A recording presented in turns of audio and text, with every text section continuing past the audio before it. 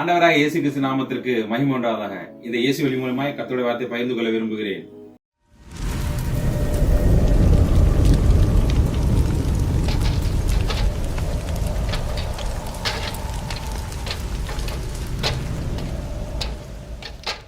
வேதத்திலிருந்து ஒரு வசனத்தை காண்பிக்கிறேன். மத்தேயு 6வது அதிகாரம் 22வது வசனம். கண்ணானது சரீரத்தின் விளக்காய் இருக்கிறது. உன் கண்கள் தெளிவாய் இருந்தால் உன் சரீரம் முழுவதும் வெளிச்சமாய் இருக்கும். வேதத்துல பாக்குறபடி இயேசு ஜனங்களை கண்ட உடனே உபதேசிக்க தொடங்கினார் அப்படின்னு வேதம் சொல்கிறது. இதுல முக்கியமான ஒரு உபதேசம் தான் இயேசு கண்களை பத்தி பேசுறாரு.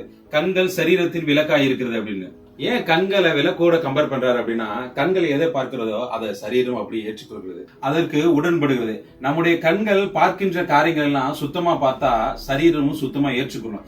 அதே கண்கள் இச்சையோடு பார்த்தா சரீரம் இச்சையோடு ஈர்க்கப்படுகிறது. வேதத்துல ஒரு சம்பவத்தை காண்பிக்கிறேன். ஆதியாகமம் 2வது அதிகாரம் 25வது வசனம். ஆதாமும் அவன் மனைவியுமாகிய இருவரும் நிர்வாணிகளாய் இருந்தும் வெட்கப்படாது இருந்தார்கள். இவர்கள் நிர்வாணிகளா இருந்தும் இவர்கள் வெட்கப்படாதவர்கள் சொல்லப்படாது. அதாவது வேதம் என்ன சொல்லுது அப்படின்னா, இவர்கள் நிர்வாணிகளா இருந்தும் இவர்களுடைய கண்கள் சரீரத்தை அசுத்தமா பார்க்கல அப்படின்னா, ஒருவருக்கொருவர் தங்களுடைய சரீரத்தை இச்சையாகவோ தப்பாவோ பார்க்கல. ஆதாம் ஏவாளை பார்க்கும் போது அவளுடைய அப்பீரியன்ஸை பார்க்கல, அவளை ஒரு ஆத்மாவை பார்க்கறான். ஏவானும் ஆதாமுடைய அப்பீரியன்ஸை பார்க்கல, ஆதாம ஒரு ஆத்மாவை பார்க்கல. இததான் வசனம் காண்பிக்கிறது.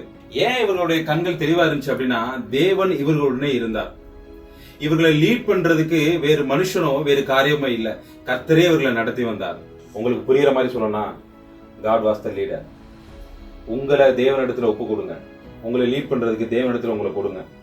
அவர் உங்க கண்களை தெளிவாக்குவார். அப்போ உங்க கண்கள் உங்களுக்கு இடரெல்லாம் இருக்காது. இந்த காரியம் உங்களுக்கு சரீரத்துக்கு வெளிச்சமா இருக்கு நம்புறேன். இது உங்களுக்கு பிரோஜனமா இருந்துச்சு அப்படின்னா மற்றவங்களுக்கு ஷேர் பண்ணுங்க. நீங்க ஷேர் பண்றது மூலியமா இயேசு மூலியமா அநேகர் பிரயாணம் பண்ணட்டும். May God the Father, the Lord Jesus and the Holy Spirit protect and bless you. Amen.